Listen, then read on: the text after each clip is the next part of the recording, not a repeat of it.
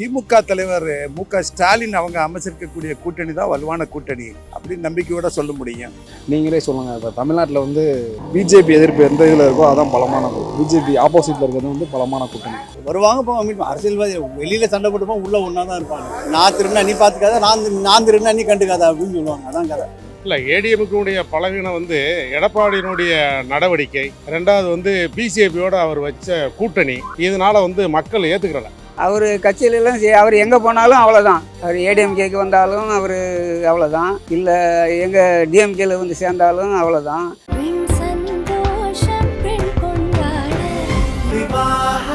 மணப்பெண்ணின் பிரத்யேகமான விவாஹா தி சென்னை சில்க்ஸ். எந்த கூட்டணி வந்து பலமா இருக்கு, ஏடிஎம்கேவா இல்ல டிஎம்கேவா? தமிழ்நாட்டிலே இந்தியாவிலேயா?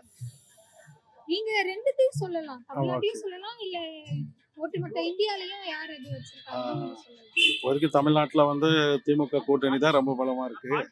அப்பனா ஏடிஎம்கே கிட்ட பலவீனமா என்ன பாக்குறீங்க? பலவீனம் அப்படின்றது வந்து ஒற்றுமை இல்லை அவங்க கிட்ட. இதுதான் ஒரே ஒரு இது.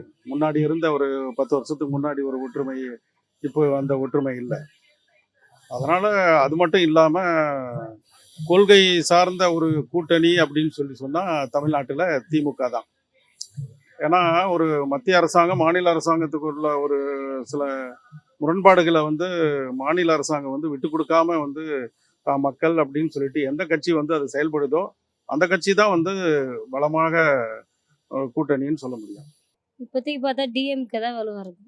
சேர்ந்தாங்களா அவங்களும் 2 பேருக்கு தான் தெரியும். இந்த கூட்டத்தில் அந்த கட்சியில் இருக்க போகிறாங்கன்றது தான் அவங்க எல்லாம் போய் அதில் சேர்றாங்க. திமுகவில் டிஎம்கே விட்டு ஏடிஎம்கே விட்டுட்டு திமுகவில் போய் தான் இந்த கட்சியில் கொஞ்சம் பலம் அதிகமாக இருக்குது, இதில் போய் சேர்ந்தா இவங்க கூட ஆட்சி ஆளலாம் அப்படின்ட்டு தான் அவங்க எல்லாம் போய் அதில் அப்படின்ற ஒரு இதுவில்.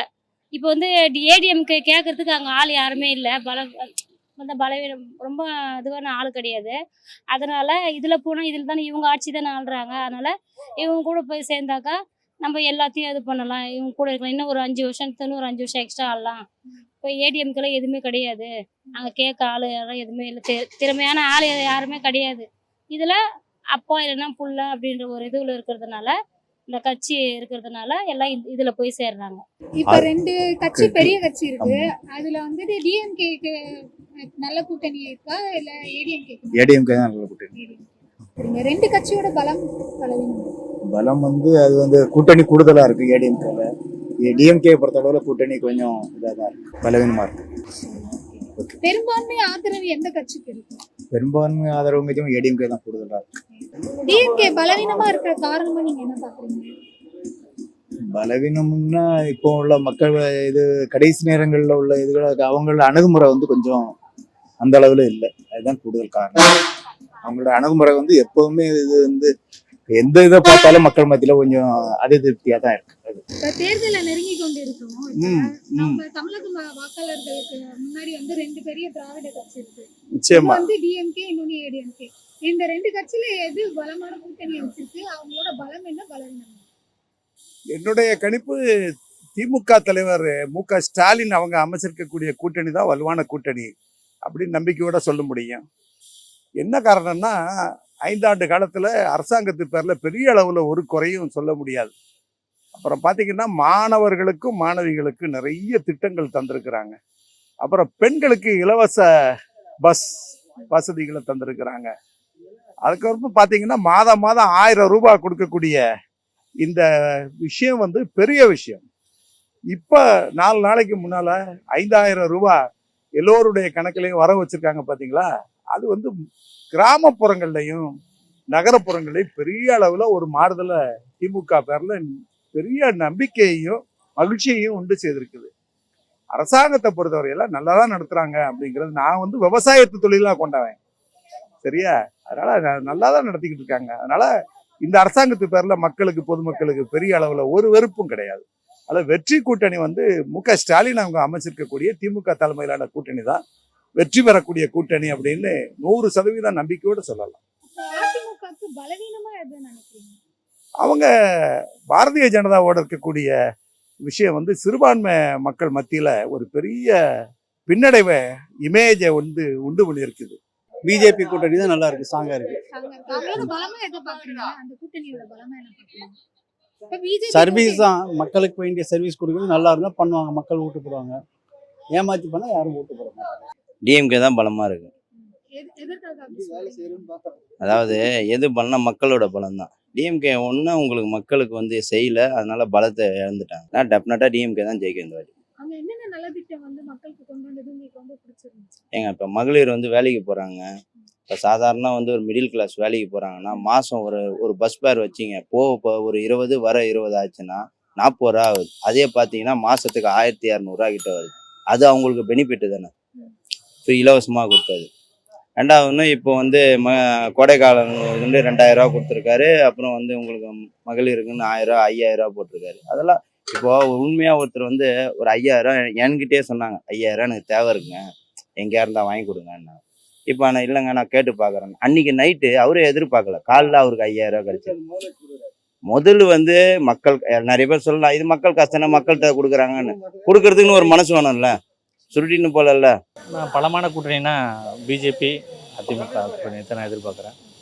அவங்க பலமா எதை பாக்குறீங்க? அவங்க பலம்னா மோடி ஆட்சி நல்லா ஸ்ட்ராங்காக இருக்குது. அதுக்கு முன்னாடி ப்ரீவியஸ்லேயும் நல்லா இருந்தது. ஸோ மோடி நல்ல தலைமையில் தான் இருக்குது. ஸோ ரொம்ப ஸ்ட்ராங்காக இருக்குது. அப்ப திமுகவோட பலவீனமா எதை கருதுறீங்க?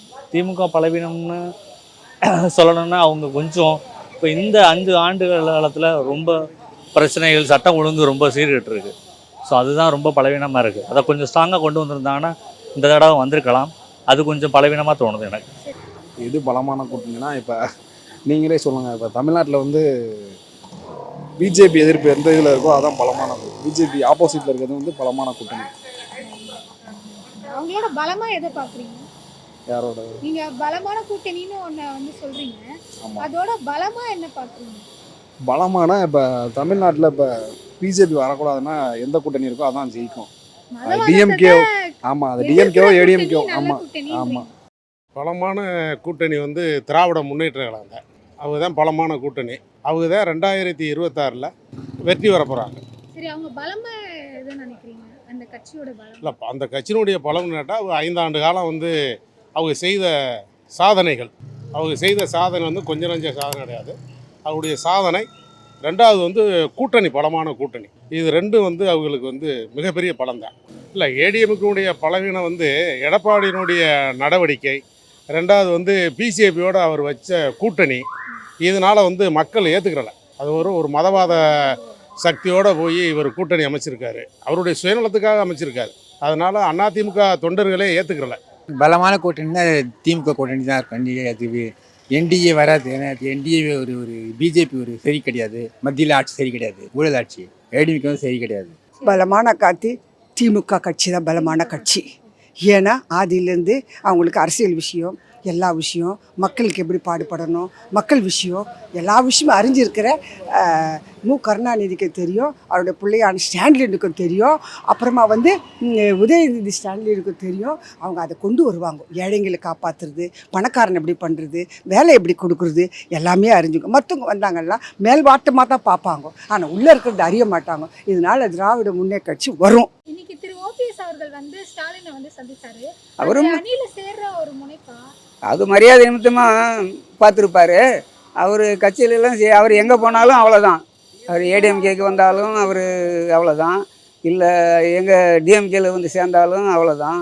ஒன்றும் அவர் அவ்வளோதான், சாப்டர் முடிஞ்சிச்சு. அவருக்கும் எடப்பாடி அந்த குரூப் டோட்டலாகவே ஓவர். ஓபிஎஸ் திமுகவில் இணையலாம் மாட்டார், ஆனால் எதிரியாக செயல்பட மாட்டேன்னு மறைமுக சொல்லிட்டார். அப்போது அந்த கட்சியை நான் இன்னும் டவுன் பண்ணுவேன்றாரு. அப்படி சொல்ல முடியாதா? அது எப்படி சொல்ல முடியாது? நிறைய பேர் வெளிலலாம் போகிறாங்க, மீட் பண்ணுறாங்க. இதோட இணைஞ்சு காமனாக எடுத்துக்க முடியாது இல்லையா? அந்த செக்மெண்ட்டை வருவாங்க, போவாங்க, மீட் பண்ண. அரசியல்வாதி வெளியில் சண்டை போட்டுப்போம், உள்ளே ஒன்றா தான் இருப்பாங்க. நான் திருநா நீ பார்த்துக்காத, நான் திருநா நீ கண்டுக்காத அப்படின்னு சொல்லுவாங்க. அதான் கதை. இல்லை, அது ஆக்சுவலி பார்த்தீங்கன்னா அரசியல் வேறு, அவங்க பார்க்குறது வேறு. ஸோ நண்பர்கள் விஷயத்தான் அவர் போய் பார்த்துருக்காரு. ஓபிஎஸ்லாம் ஒரு ஆளே இல்லைங்க. நீங்கள் வேறு தமிழ்நாட்டில் எத்தனை பேருங்க வச்சுருக்காரு? ஒரு 40 பேர் 30 பேர் வச்சுருப்பாருங்க கையில்.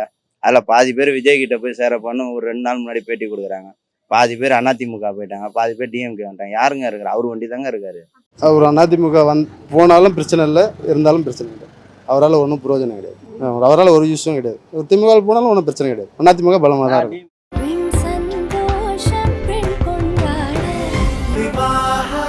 மணப்பெண்ணின் பிரத்யேகமான திருமணம்.